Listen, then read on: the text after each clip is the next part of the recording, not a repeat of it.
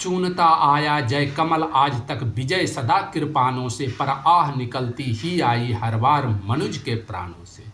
पिछले सर्ग 5 में आपने सुना कि लीला पुरुषोत्तम भगवान श्री कृष्ण दुर्योधन को समझाए कि 5 गांव पांडवों को दे दो, युद्ध टल जाएगा। कुंती ने कर्ण को समझाया कि वे अपने वास्तविक परिवार में वापस लौट आए ताकि घबराकर दुर्योधन युद्ध का विचार त्याग दे, लेकिन कर्ण मानने से साफ मना कर दिया। अब महाप्रलयकारी युद्ध होना निश्चित हो चुका था। आने वाले समय की लहूलुहान दृश्य तो सबको दिखाई दे रहा था, पर कुछ उनमें ऐसी भी आंखें थी जिनकी आंखों में आंसू तो था पर रोने की इजाजत नहीं थी। वे थे भीष्म पितामह।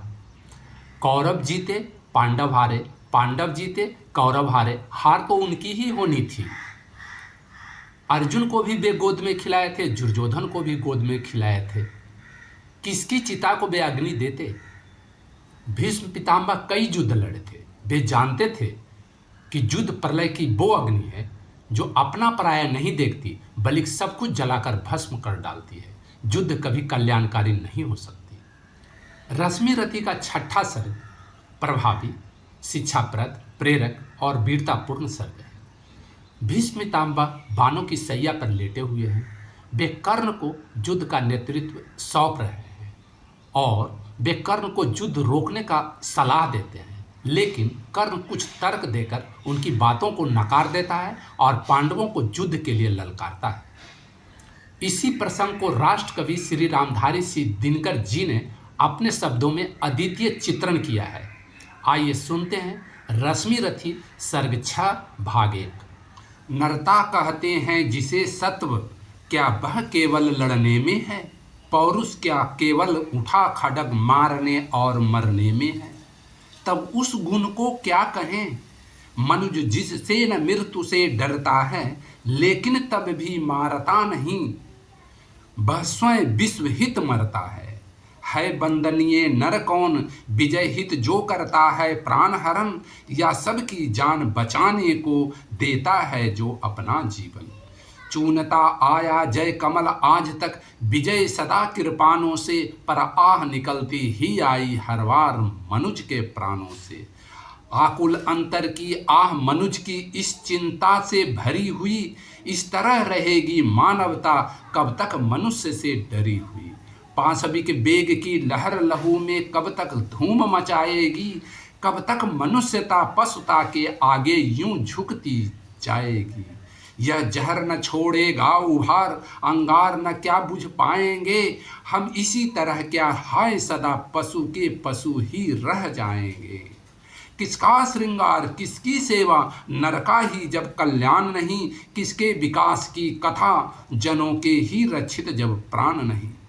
इस विस्मय का क्या समाधान, रह रह कर यह क्या होता है, जो है अग्रणी वही सबसे आगे बढ़ धीरज खोता है। फिर उसकी क्रोधाकुल पुकार सबको बेचैन बनाती है, नीचे कर क्षीर मनुजता को ऊपर पशुत्व को लाती है। हाँ नर के मन का सुधा कुंड लघु है अब भी कुछ रीता है, वह अधिक आज तक ब्यालों के पालन पोषण में बीता है। ये ब्याल नहीं चाहते मनुज भीतर का सुधा कुंड खोले, जब जहर सभी के मुख में हो तब वह मीठी बोली बोले। थोड़ी सी भी यह सुधा मनुज का मन शीतल कर सकती है, बाहर की अगर नहीं पीड़ा भीतर की तो हर सकती है। लेकिन धीरता किसे अपने सच्चे स्वरूप का ध्यान करे, जब जहर वायु में उड़ता हो पीयूष बिंदु का पान करे। पांडव यदि केवल 5 ग्राम लेकर सुख से रह सकते थे, तो विश्व शांति के लिए दुख कुछ और न क्या सह सकते थे।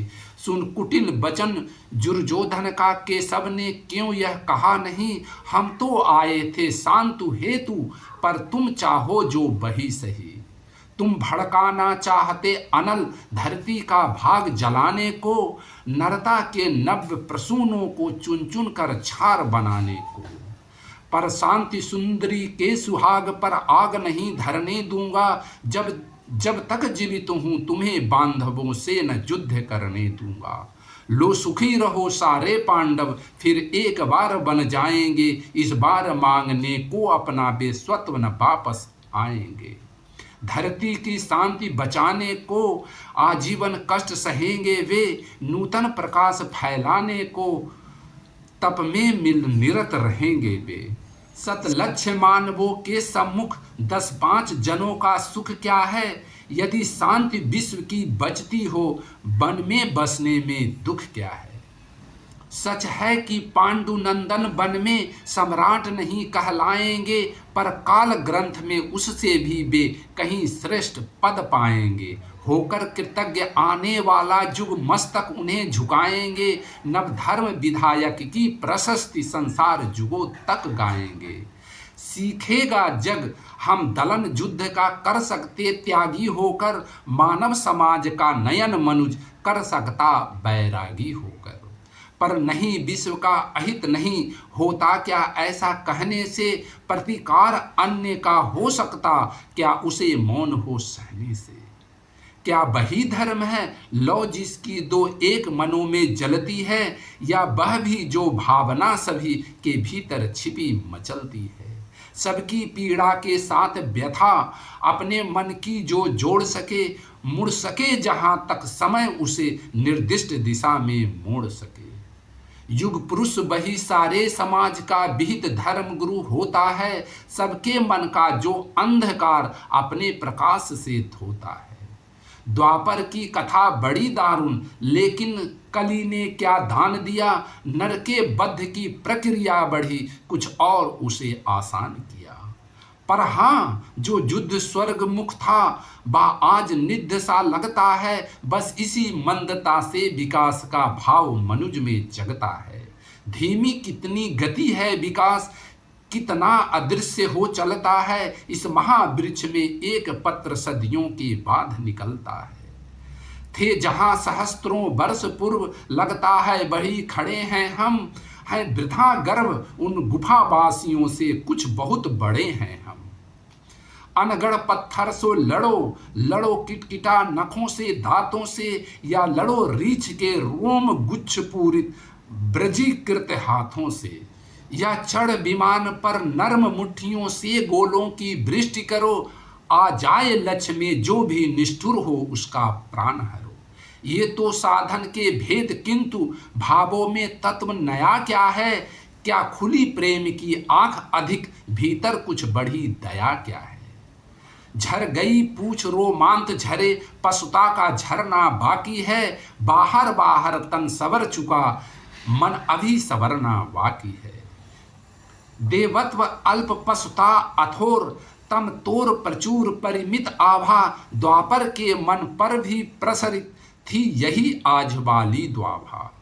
बस इसी तरह तब भी ऊपर उठने को नर अकुलाता था, पर पद पद पर वासना जाल में उलझ उलझ रह जाता था।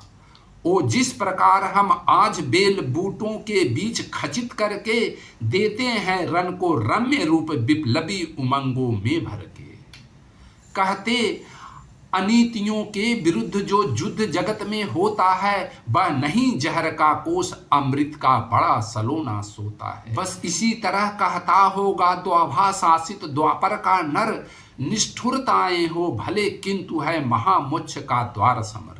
सत्य ही समुन्नति के पथ पर चल रहा चतुर मानव प्रबुद्ध, कहता है क्रांति उसे जिसको पहले कहता था धर्म युद्ध। सो धर्म युद्ध छिड़ गया स्वर्ग तक जाने को 100 पान लगे, सदगति कामी नर वीर खडक से लिपट गवाने प्राण लगे।